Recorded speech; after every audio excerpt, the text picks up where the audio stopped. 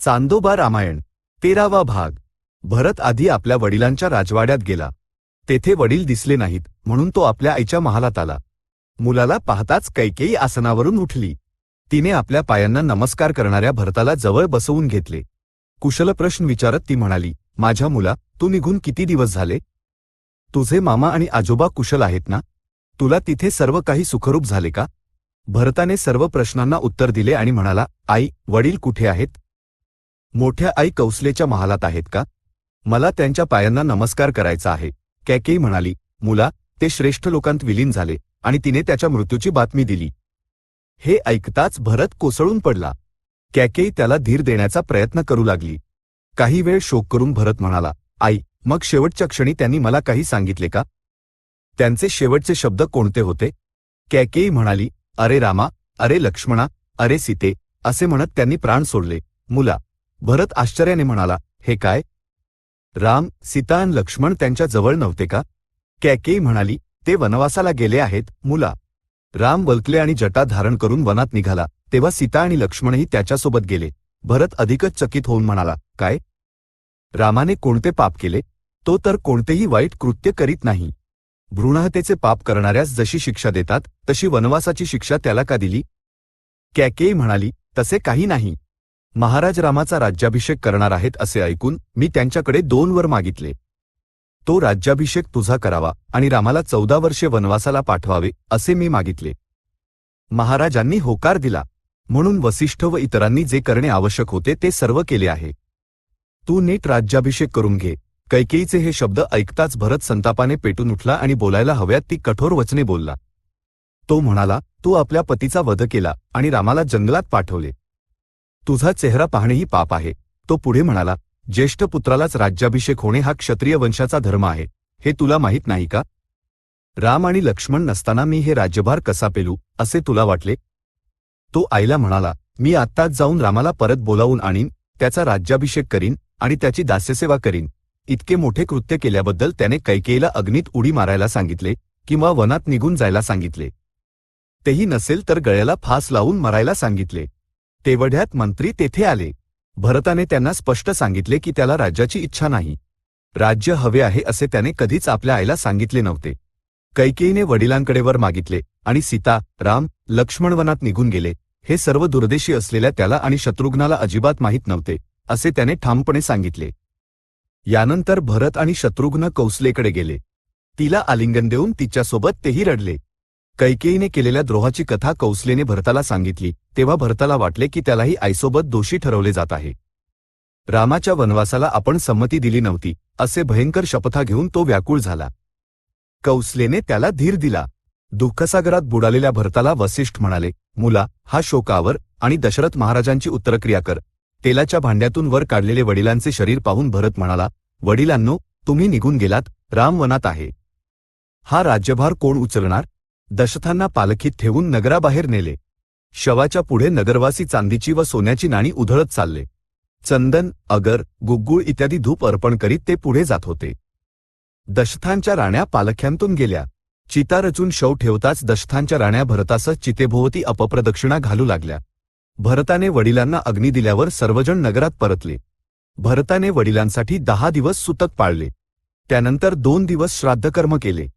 ब्राह्मणांना अन्नदान, वस्त्रदान आणि इतर दाने दिली। 13व्या दिवशी अस्थिसंचयन होत असताना भरत आणि शत्रुघ्न वडिलांची आठवण करून विवश होऊन रडू लागले।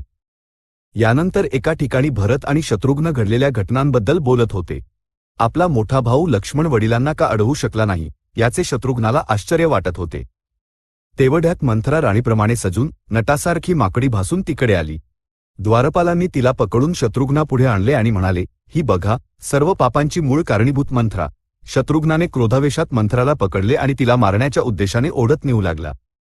मंथरासोबत असलेल्या दासी घाबरून कौसलेकडे धावल्या। मंथरा इतकी किंचाळू लागली की तिची टोपी उडून गेली। कैकेयी मंथराला सोडवायला आली तेव्हा शत्रुघ्नाने तिला तोंडाला येईल तसे शिवीगाळ केली। तेव्हा कैकेयी धावत जाऊन भरताला घेऊन आली। भरत शत्रुघ्नाला म्हणाला, तू एका स्त्रीला मारशील का? ही गोष्ट रामाला कळली तर तो आपला चेहरा तरी पाहिल का? रामाच्या क्रोधाला सामोरे जावे लागेल म्हणून मी थांबलो आहे, नाहीतर मी कैकेयीला केव्हाच मारले नसते का? त्या कुबड्या स्त्रीला सोडून दे दशरथांच्या निधनानंतर 14व्या दिवशी सकाळी सर्व वडीलधारी लोक भरताकडे आले. ते म्हणाले, राजपुत्रा, राज्याला नेता नाही. सुदैवाने प्रजेत अराजक माजलेले नाही. तू तात्काळ राज्याभिषेक करून घेणेच योग्य आहे.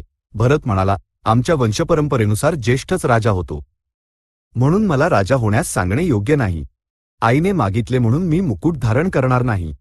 मी वनात जाऊन ज्येष्ठ रामाला राजा करून परत आणीन आणि त्याच्या ऐवजी मीच वनवास स्वीकारीन. राज्याभिषेक वनातच होणार आहे, म्हणून अभिषेकासाठी लागणारे सर्व साहित्य माझ्यासोबत नेण्याची आणि 4 विभागांच्या सैन्यासह मोठी फौज घेऊन जाण्याची व्यवस्था करा. भरताच्या प्रवासासाठी भव्य तयारी झाली. वनामधून झाडे तोडून जमीन समतल केली आणि रस्ते घातले. नद्यांवर पूल बांधले. मार्गातील खड्डे आणि तलाव भरून काढले. लांब मार्गावर जागोजागी विहिरी खोदल्या. विश्रांतीसाठी योग्य ठिकाणे निवडून तिथे रस्ते आणि घरे असलेली छावणी उभारली. अशा छावण्या सरयूच्या काठापासून गंगेच्या काठापर्यंत उभारल्या. त्या रात्री शंखध्वनी, भेरीवादन आणि वंदी मागधांची स्तुती ऐकून भरत जागा झाला. डोळ्यांत अश्रू आणून तो म्हणाला, मी राजा नाही. मला स्तोत्रपाठ आणि मंगलवाद्य नको. आणि त्याने ते थांबवले. वसिष्ठ आपल्या परिवारासह राजसभेत आले, भरताचा राज्याभिषेक करण्याच्या उद्देशाने. त्यांनी नगरातील प्रमुख नागरिक, मंत्री, गणनायक, भरत, शत्रुघ्न आणि इतर मान्यवरांना त्वरित बोलावून आणण्यास दूत पाठवले. लवकरच सर्वजण आले आणि सभामंडप सजवला. दशरथ जिवंत असतानाप्रमाणेच सभा पुन्हा गजबजून गेली. मग सर्वांच्या समक्ष वसिष्ठांनी भरताला राज्याभिषेक स्वीकारण्याची विनंती केली. भरताने सभेत वडीलधाऱ्यांना सांगितलेले तेच शब्द पुन्हा सांगितले. तो म्हणाला, तुमच्या सर्वांच्या समक्ष मी रामाला परत आणण्यासाठी सर्व शक्तीनिशी प्रयत्न करीन. तो परत आला नाही तर लक्ष्मणाप्रमाणे मीही रामासोबत वनवासातच राहीन. माझ्या प्रवासाची तयारी आधीच सुरू झाली आहे. मार्ग तयार करणारे, मार्गरक्षक आणि इतर लोक आधीच पुढे गेले आहेत. आता माझे निघणेच बाकी आहे. हे ऐकून सर्वजण आनंदित झाले. सुमंत्राने सेनापतींना प्रवासासाठी सैन्य सज्ज करण्यास सांगितले. अयोध्येला पुन्हा जणू प्राणच आला. पुढच्या दिवशी भरत पहाटे उठून प्रवासाला निघाला. त्याच्या मागे 9,000 हत्ती, 60,000 रथ, 1,00,000 घोडे आणि योद्ध्यांसह सैन्य निघाले. कौसल्य, सुमित्रा आणि कैकेयी वाहनांतून निघाल्या. कैकेयीला लागलेला दुष्ट प्रभाव उतरला होता.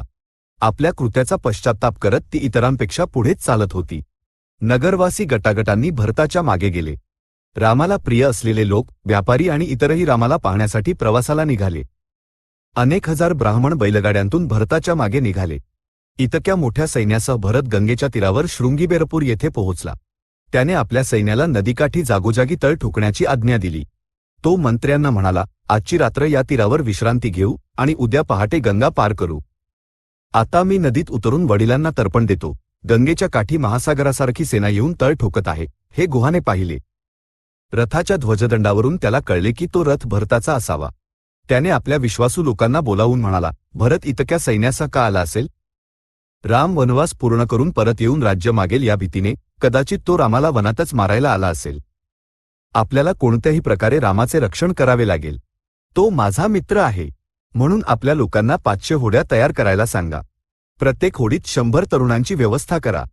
होड्या गंगेवर आडव्या रेषेत अडथळ्यासारख्या उभ्या करा. त्यात मांस आणि इतर अन्नसामग्री ठेवून सावध रहा. भरताच्या मनात रामाविषयी द्रोहबुद्धी नसेल तर त्याला आणि त्याच्या सैन्याला अडथळ्याशिवाय नदी पार करू देऊ. नाहीतर आपण आपल्या होड्यांनी युद्ध करू. अशी कडक व्यवस्था करून गुहाने मासे, मांस आणि मध भेट म्हणून घेऊन भरताकडे गेला. गुह येत आहे हे आधीच कळल्यावर सुमंत्र भरताला म्हणाला, तुला भेटायला बोयराजा गुह येत आहे. तो बलवान आणि समर्थ आहे आणि रामाचा घनिष्ठ मित्र आहे. त्याचा योग्य सन्मान केला तर राम आणि लक्ष्मण वनात कुठे गेले आहेत त्यांचा मागोवा सुद्धा कळू शकतो. भरताने सुमंत्राला सांगितले, मग गुहाला त्वरित माझ्याकडे घेऊन ये. गुह भरताच्या समक्ष आला.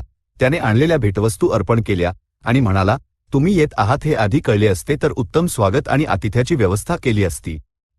आज रात्री आमचे आतिथ्य स्वीकारा आणि उद्या पुढे प्रस्थान करा.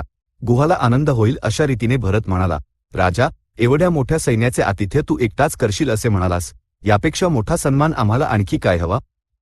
आम्हाला भरद्वाज मुनींच्या आश्रमाला जायचे आहे. तू मार्ग दाखवू शकशील का?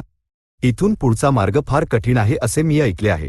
गुह म्हणाला, धनुष्य धारण केलेले आमचे भोय लोक तुमच्या सोबत येतील. मीही सोबत असेन, म्हणून तुमच्याला मार्ग शोधण्याचे कष्ट पडणार नाहीत. चांदोबा रामायण 13वा भाग संपन्न. सद्य स्वस्ती.